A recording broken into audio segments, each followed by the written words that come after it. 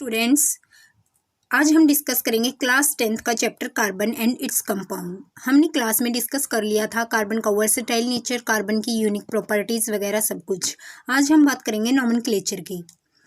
सबसे पहले आपको ये पता होना चाहिए रजे कि जो ऑर्गेनिक कंपाउंड्स हैं और इनऑर्गेनिक कंपाउंड्स हैं वो हमें कैसे मिलते हैं। जो ऑर्गेनिक कंपाउंड हैं वो हमें मिलते हैं लिविंग ऑर्गेनिज्म से, इनऑर्गेनिक कंपाउंड मिलते हैं हमें नॉन लिविंग ऑर्गेनिज्म से। हमने क्लास में डिस्कस किया था वाइटल फोर्स थ्योरी जो बर्जेलियस ने दी थी।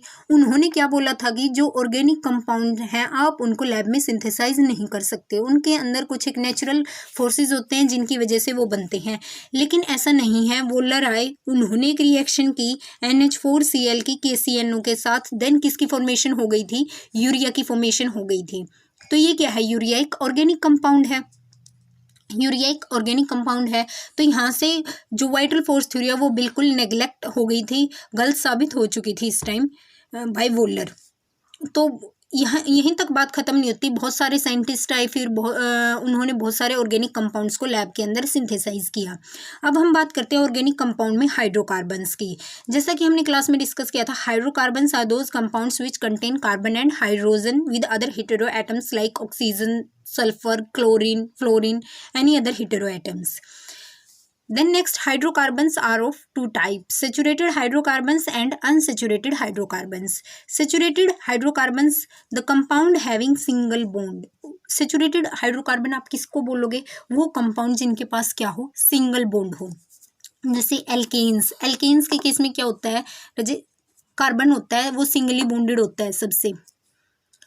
यहाँ हाइड्रोजन हाइड्रोजन अगर मैं रखूँ तो दैट इज, ये सारे के सारे क्या हैं बेटा, सिंगल बॉन्ड है।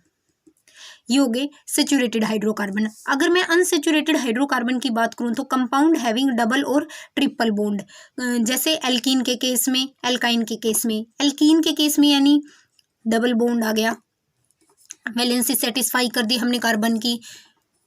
एल्काइन के केस में यहाँ ट्रिपल बॉन्ड आ गया कार्बन और कार्बन के बीच में, दैट इज अनसेचुरेटेड हाइड्रोकार्बन्स। आपको पता है कार्बन मैक्सिमम 4 ही बॉन्ड बनाता है और मिनिमम भी 4 ही बॉन्ड की फॉर्मेशन करेगा वो कार्बन। तो ये हमने कैटिनेशन प्रॉपर्टी और जिस टाइम हमने इसकी टेट्रा कोवेलेंसी का डिस्कशन किया था क्लास में सब कुछ हो चुका था। नेक्स्ट हम बात करते हैं नोमेनक्लेचर स्टार्ट होगा एल्केन्स से। एल्केन्स का जनरल फॉर्मूला होता है बेटा जी CnH2n+2। एन जो है यहाँ किसको डिपिक्ट कर रहा है, नंबर ऑफ कार्बन्स को, कि आप कितने कार्बन लोगे। CnH2n+2। जो इनके लिए सफिक्स यूज होगा वो क्या यूज होगा, एन सफिक्स यूज होगा। किसके केस में, एल्केन्स के केस में। मैंने आपको वर्ड रूट का एक चार्ट लिखवा, एल्केन्स के केस में जो एन सफिक्स होगा ये किसके लिए यूज होगा बेटा, सिंगल बॉन्ड के लिए। ठीक है, जो वर्ड रूट है for 1 carbon meth word root होगा, for 2 carbon eth, 3 for prop, 4 for but, and then 5 के लिए आप लिखोगे पेंट, 6 के लिए लिखोगे हेक्स, 7 के लिए लिखोगे हेप्ट, 8 के लिए लिखोगे ऑक्ट, 9 के लिए लिखोगे नॉनेन, 10 के लिए डेक, 11 अगर कार्बन है तो अनडेक, 12 है तो डोडेक, एंड सो ऑन। ये सब के क्या है आपके लिए वर्ड रूट है। 1 कार्बन है तो मिथ लिखोगे, 2 है तो इथ लिखोगे। अब इसका फॉर्मूला बनाओ कैसे। अगर आपके पास एक कार्बन दिया गया है, फॉर्मूले के अंदर पुट करो C1H2 इंटू 1+2, क्या बना CH2 into 1, 2+2 that is 4, CH4। अब इसका नेमिंग कैसे करोगे, यहाँ मैंने स्ट्रक्चर ड्रॉ किया है CH4 1 2 3 4 दैट इज मिथेन। कैसे पता चला मुझे ये मिथेन है, कार्बन 1 था तो मिथ वर्ड रूट हो गया, सफिक्स क्या लगेगा इसके पीछे, एन, दैट इज मिथेन। ऐसे ही अगर मैं बात करूं प्रोपेन की, अगर मैं आपको 3 कार्बन देती हूँ, 3 कार्बन के लिए वर्ड रूट क्या होगा 3, 3 कार्बन C3, फॉर्मूला के अंदर पुट करो 2 इंटू 3+2 दैट इज 8। इसका स्ट्रक्चर कैसे होगी C3H8। हर कार्बन की वैलेंसी कंप्लीट करनी है आपको। इस कार्बन के लिए 4 बॉन्ड कौन से होंगे, 1 2 3 4। यहाँ क्या आएगा हाइड्रोजन। इस कार्बन के लिए 4 बॉन्ड 1 2 3 4। इस कार्बन के लिए कितने हाइड्रोजन 1 2 3 और एक यहाँ से ये कार्बन के साथ बॉन्डेड है तो इसकी भी वैलेंसी कंप्लीट है। हाइड्रोजन कितने हो गए आपके पास 8 1 2 3 4 5 6 7 8 दैट इज इसका नेमिंग क्या होगी प्रोप वर्ड रूट था किसके लिए 3 कार्बन के लिए सारे सिंगली बॉन्डेड है तो क्या हो गया प्रोपेन। ऐसे ही आप सबकी स्ट्रक्चर ड्रॉ करोगे मीथेन की इथेन की प्रोपेन की ब्यूटेन की पेंटेन हेक्सेन हेप्टेन नोनेन डेक अनडेक डोडेक सबकी स्ट्रक्चर कॉपी के ऊपर ड्रॉ करोगे एल्कीन्स की। नेक्स्ट हम नोमेनक्लेचर में बात करेंगे एल्कीन्स की।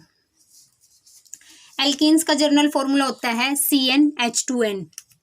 ये जर्नल फॉर्मूला होता है। पहले ये देखो एल्कीन क्या है एक अनसेचुरेटेड हाइड्रोकार्बन है। इन का मतलब होता है double bond at least 1 double bond.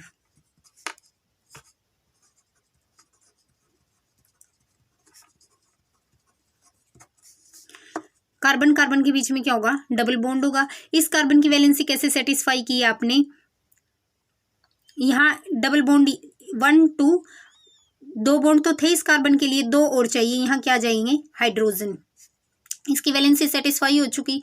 ऐसे इस कार्बन की ये इसके लिए भी डबल बॉन्ड थे यहाँ 2 हाइड्रोजन लगा दो इस कार्बन की भी वैलेंसी सेटिस्फाई हो चुकी है और इस कार्बन की भी वैलेंसी सेटिस्फाई हो चुकी है।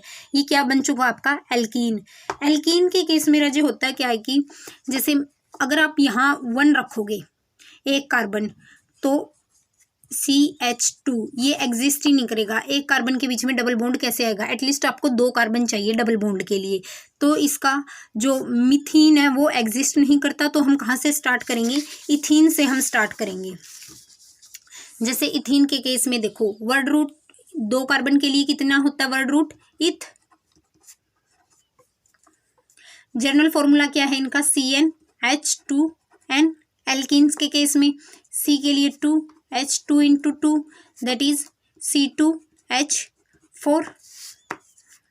अब स्ट्रक्चर ड्रॉ करो 2 कार्बन के बीच में एटलीस्ट 1 डबल बॉन्ड तो आएगा। अब इसकी वैलेंसी कैसे सेटिस्फाई होगी ये क्या बन गया आपका इथ वर्ड रूट था वो डबल बॉन्ड है तो क्या आएगा इन इथीन।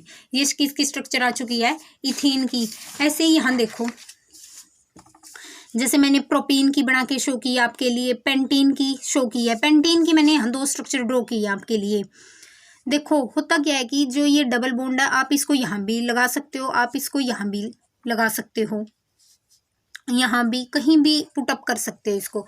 लेकिन जिस टाइम आप नेमिंग करोगे तो नेमिंग का एक प्रोसेस होता है कि आपको डबल बॉन्ड को लीस्ट पोजीशन देनी होती है जहाँ से उसको कम नंबर मिले। इस केस में देखो अगर मैं डबल बॉन्ड यहाँ लगाया है तो 1 कार्बन पे आया तो मैंने इसको नाम दे दिया पेंट 1 इन।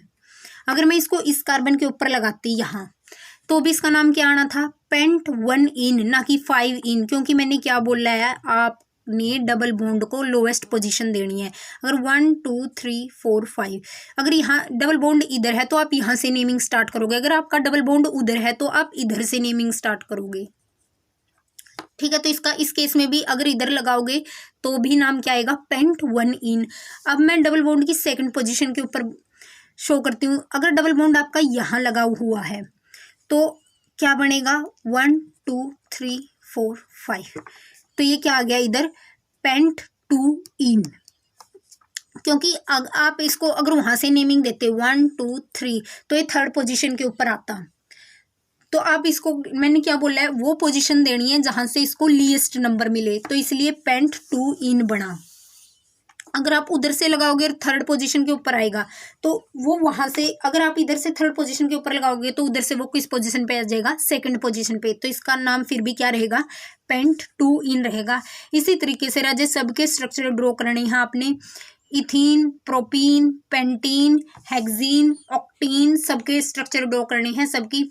जैसे मैं अगर आपको बोल दूं हेक्स 2 इन का स्ट्रक्चर ड्रॉ करो हेप्ट 3 इन का स्ट्रक्चर ड्रॉ करो तो आपने सबके जो नोमेनक्लेचर ऑफ एल्कीन्स हैं इनके सबके स्ट्रक्चर ड्रॉ करनी है with suffix with journal formula with compact formula. कैसे लिखोगे राजेश का अगर मैं यूँ बोलती हूँ कि इसका कॉम्पैक्ट फॉर्मूला लिखो तो कॉम्पैक्ट फॉर्मूला कैसे लिख दोगे इसका CH3 CH CH2 ये इसका क्या हो गया, कॉम्पैक्ट फॉर्मूला हो गया इसका, किसका, प्रोपीन का।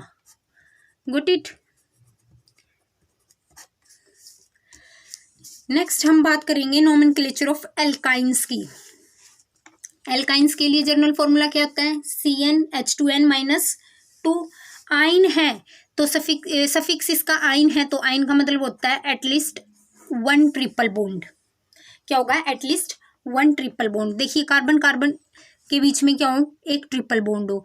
जैसे हमने एल्केन के केस में बात की तो वो सिंगल कार्बन से स्टार्ट हो रहा था, वहाँ मीथेन की स्ट्रक्चर ड्रॉ हो रही थी। लेकिन एल्केन के केस में आपको चूंकि डबल बॉन्ड चाहिए तो एटलीस्ट आपको 2 कार्बन चाहिए। लाइकवाइज एल्काइन के केस में भी आपको ट्रिपल बॉन्ड अरेंज करना है तो एटलीस्ट आपको 2 कार्बन चाहिए। इसके केस में भी मिथाइन नहीं बनेगा, इथाइन से इसके स्ट्रक्चर स्टार्ट होंगे। जैसे मैंने आपको 2 कार्बन दी है, वर्ड रूट 2 के लिए इथ हो गया, सफिक्स आइन लगाना है आपने, इसको फॉर्मूला के अंदर पुट करो, C2H2 इंटू 2 माइनस 2 क्या हो गया, C2H2 into 4 minus 2 that is 2 C2H2। Carbon carbon के बीच में ट्रिपल बॉन्ड, इसको कितने और बॉन्ड की जरूरत है, इस वाले कार्बन को 1 बॉन्ड की और जरूरत है, वो किसके साथ बना लेगा, हाइड्रोजन के साथ। इस वैलेंसी कंप्लीट, ऐसे ही इस कार्बन की वैलेंसी कंप्लीट, तो इस स्ट्रक्चर को क्या नाम मिला, इथाइन। लाइकवाइज 3 कार्बन के लिए वर्ड रूट क्या होगा, प्रोप, सफिक्स क्या होगा, आइन। फॉर्मूला के अंदर पुट करोगे तो C3H4। अब 3 कार्बन है, एटलीस्ट आपको एक जगह ट्रिपल बॉन्ड लगाना है। मैंने इधर की ओर लगा दिया ट्रिपल बॉन्ड, यहाँ से अगर मैं इसका नाम क्या होगा, प्रोप 1 आइन या प्रोपाइन भी आप लिख सकते हैं। अगर मैं इधर ट्रिपल बॉन्ड लगाती, इधर की ओर मैं अगर देखो यहाँ से मैं ट्रिपल बॉन्ड अगर इस कार्बन के ऊपर लगाती तो भी ये क्या बनना था, प्रोपाइन ही बनना था, क्योंकि मैंने क्या बोला, डबल बॉन्ड, और जहाँ ट्रिपल बॉन्ड हो तो आपने लोवेस्ट पोजीशन देनी है, उस लोवेस्ट पोजीशन पे लगाना है डबल बॉन्ड और ट्रिपल बॉन्ड, ठीक है। तो इसके केस में क्या बन गया, ये प्रोपाइन। ऐसे ही ब्यूटाइन के केस में देखो, यहाँ ब्यूटाइन के केस में कितने स्ट्रक्चर ड्रॉ हो सकते हैं। अगर आपका ट्रिपल बॉन्ड सेकंड कार्बन के ऊपर आ रहा है तो ब्यूट 2 आइन बन गया, अगर फर्स्ट पोजीशन पे आ रहा है तो ब्यूट 1 आइन बन गया।